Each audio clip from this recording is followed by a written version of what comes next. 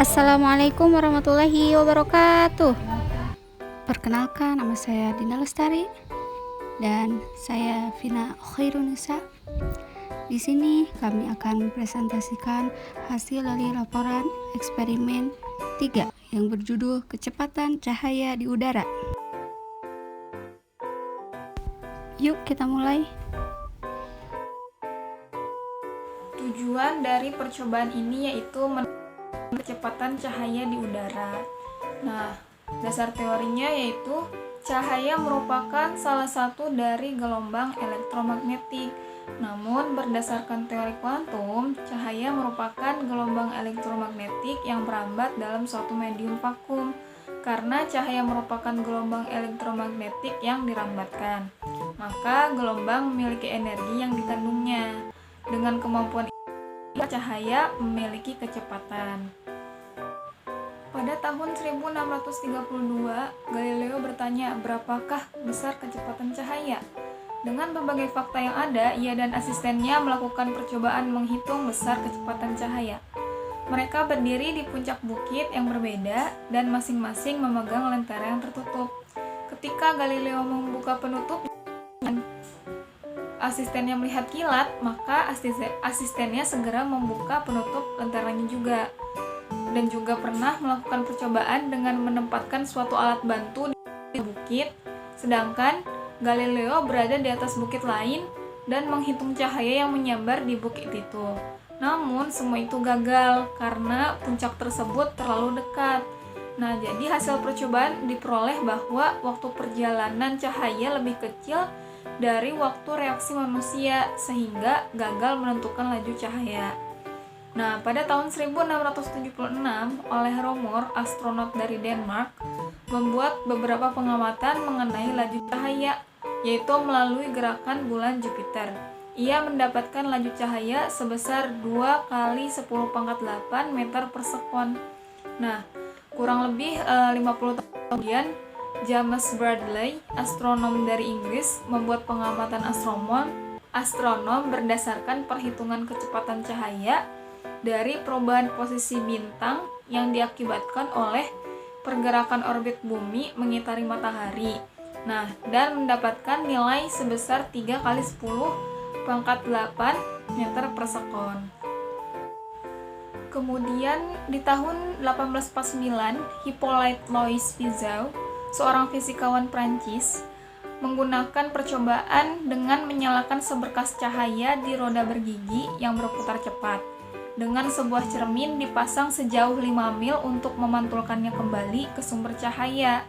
Nah, dari situ mendapatkan laju cahaya sebesar 3,13 kali 10⁸ meter per sekon. Lalu, Foucault memperbaiki dari metode Fizeau itu dengan menggunakan sebuah cermin yang dapat berputar. Nah, dihasilkan nilai laju cahaya itu sebesar 3 kali 10⁸ meter per sekon. Lalu ada Albert Michelson, fisikawan Amerika, melakukan sederetan pengukuran laju cahaya selama 5 tahun dengan menggunakan cara Foucault tadi, tetapi dengan jarak yang lebih jauh dan menggunakan cermin dan lensa berkualitas tinggi. Nah, Michelson mendapatkan laju cahaya itu sebesar 2,991 kali 10⁸ meter per sekon pada tahun 1880. Di tahun 1990, Michelson dan fisikawan lainnya mengukur laju cahaya dengan menggunakan cermin yang berputar diletakkan di puncak Gunung Wilson dan puncak Gunung San Antonio yang berjarak 35 km. Laju cahaya yang didapat yaitu 2,9979 dikali 10⁸ meter per sekon. Nah, pengukuran mutakhir pada tahun 1973 yang dilakukan Evanson dan kawan-kawannya menggunakan metode yang sama sekali berbeda, yaitu dengan cara laser. Nah, didapatkan hasil 299.792,4574 kurang lebih 0,0012 km per sekon.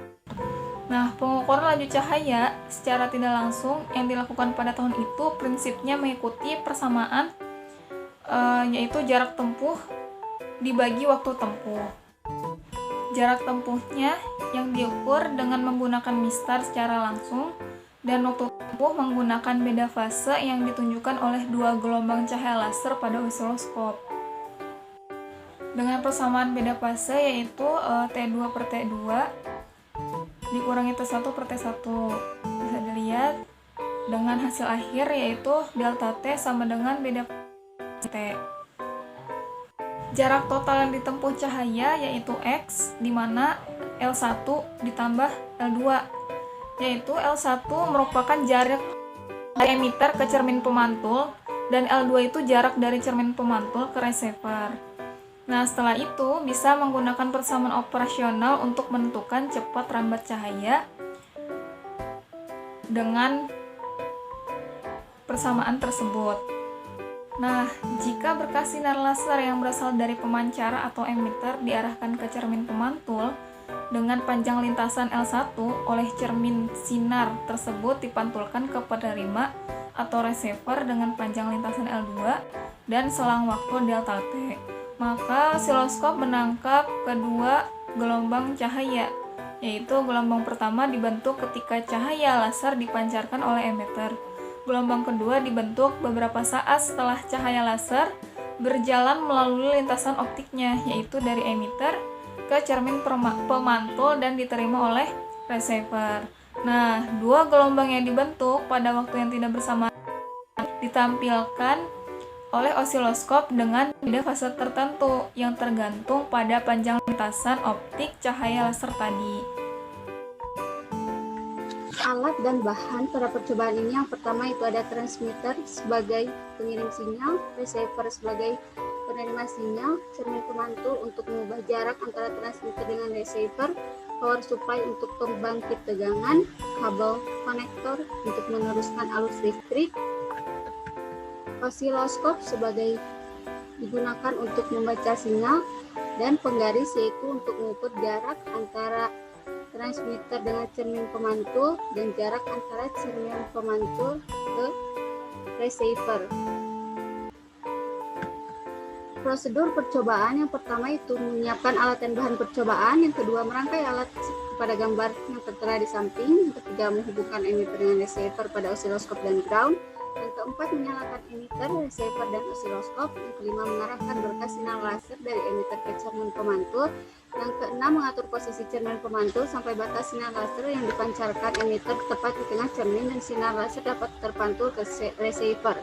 Yang ketujuh mengatur posisi vertikal pada osiloskop sehingga channel 1 dan channel 2 berada pada suku horizontal yang sama. Yang kedelapan menghitung besaran beda fase yang terbaca pada osiloskop untuk kedua gelombang yang terbentuk agar didapatkan waktu tempuh. Yang kesembilan mencatat besarnya lintasan yang telah ditempuh gelombang. Yang ke-10 mengulang percobaan beberapa kali dengan mengubah-ubah jarak antara cermin pemantul dengan emitter dan receiver, lalu menghitung beda fase gelombang untuk setiap lintasan yang ditempuh. Yang ke-11 yaitu mencatat data hasil percobaan. Yang ke-12 yaitu melakukan alat dan bahan. Variabel dari percobaan ini yaitu variabel bebas, panjang lintasan, variabel terikatnya waktu tempuh cahaya, variabel kontrolnya yaitu jenis sinar laser dan cermin. Selanjutnya yaitu data hasil percobaan didapatkan L1, L2, dan delta T. L1 merupakan panjang lintasan berkas sinar laser dari emitter ke cermin. L2 merupakan jarak yang ditempuh cahaya dari cermin pemantul ke receiver, dan delta T merupakan waktu tempuh. Untuk pengolahan data yang pertama itu menggunakan metode statistika. Telah didapatkan bahwa dari tabel pengamatan yaitu L1, L2, dan delta T. Nah, untuk menghitung kecepatan cahaya di udara dengan rumus T sama dengan X per delta T, yang dimana X merupakan L1 plus L2. Nah, telah didapatkan jumlah dari C yaitu sama dengan 5,96 kali 10 pangkat 9. Nah, untuk C bar atau C rata-rata yang diperoleh yaitu 2,98 kali 10 pangkat 8. Nah, untuk delta C kita menghitung menggunakan rumus akar dari sigma C min C bar kuadrat per N min 1, dan hasil yang telah didapatkan yaitu 0,04 kali 10 pangkat 8. Nah, dengan itu maka kecepatan cahaya di udara diperoleh C sama dengan C bar plus minus delta C 2,98 plus minus 0,04 kali 10 pangkat 8 M per S dengan kesalahan presisi sebesar 1,34% dan kesalahan akurasi sebesar 0,33%. Untuk pengolahan data yang kedua yaitu menggunakan metode grafik origin. Nah, dari pengolahan data menggunakan grafik origin tersebut telah didapatkan persamaan garis linier Y sama dengan 2,97 plus minus 0,29 X plus 0,00053 plus 0,034. Nah, dengan itu kecepatan cahaya hasil percobaan adalah kemiringan garis dari persamaan linier. Maka C bar sama dengan 2,97 kali 10 pangkat 8 M per S. Nah, dengan kesalahan presisi sebesar 0,9% dan kesalahan akurasi itu sebesar 0,6%. Lalu ada analisis datanya ya. Sebelumnya telah diketahui bahwa kecepatan cahaya di udara itu 2,99 dikali 10 pangkat 8 meter per sekon. Nah, sementara itu, berdasarkan percobaan yang telah dilakukan, diketahui bahwa nilai kecepatan cahaya di udara yaitu yang pertama melalui statistik didapatkan sebesar 2,9 dengan standar deviasinya 0,04 dikali 10 pangkat 8 meter per sekon dengan kesalahan presisi yaitu sebesar 1,34% dan kesalahan akurasinya yaitu sebesar 0,33%. Nah, yang kedua menggunakan grafik origin didapatkan hasil 2,97 dengan standar deviasi 0,027 dikali 10 pangkat 8 meter per sekon dengan kesalahan presisi 0,9% dan kesalahan akurasinya 0,6%. Dalam melakukan perhitungan berdasarkan data yang telah didapatkan, yaitu menggunakan rumus gerak lurus beraturan atau GLB, yaitu C sama dengan X per T. Nah, hal ini dikarenakan berkas sinar laser tidak mengalami percepatan atau kecepatan karena berada di medium yang sama, sehingga kecepatannya relatif konstan. Nah, lalu sudut yang dibentuk oleh L1 dan L2 pada percobaan ini tidak memberikan pengaruh pada hasil perhitungan kecepatan cahaya. Hal ini disebabkan karena kecepatan cahaya hanya dipengaruhi oleh jarak, yaitu panjang lintasan berkas sinar laser dari emitter ke cermin yaitu L1 dan jarak yang ditempuh cahaya dari cermin pemantul receiver yaitu L2. Nah, selain itu kecepatan cahaya juga dipengaruhi oleh waktu tempuh yaitu delta T. Nah, untuk perbedaan nilai antara kecepatan cahaya di literatur dan kecepatan cahaya yang didapatkan dari data hasil percobaan memiliki nilai yang berbeda. Nah, mengapa? Karena hal tersebut dapat disebabkan oleh beberapa faktor. Yang pertama yaitu sulitnya mengarahkan cahaya pantulan dari emitter ke cermin, sehingga cahaya pantulan dari cermin yang diterima oleh receiver pun tidak selalu fokus. Yang kemudian dapat menyebabkan grafik yang terbaca oleh osiloskop terlihat kurang jelas. Selanjutnya itu ketidakpastian menetapkan garis puncak kedua gelombang pada tampilan osiloskop. Nah, yang terakhir itu kurangnya ketelitian alat ukur seperti osiloskop dan mistar itu sendiri. Nah, jika kita bandingkan nilai kecepatan cahaya yang diperoleh dengan nilai kecepatan cahaya yang ada di ruang vakum, nah, nilai kecepatan cahaya yang diperoleh itu lebih besar dikarenakan kecepatan cahaya dalam suatu medium berbanding terbalik dengan nilai indeks biasnya. Nah, jika nilai indeks biasnya semakin besar, maka kecepatan cahaya semakin kecil.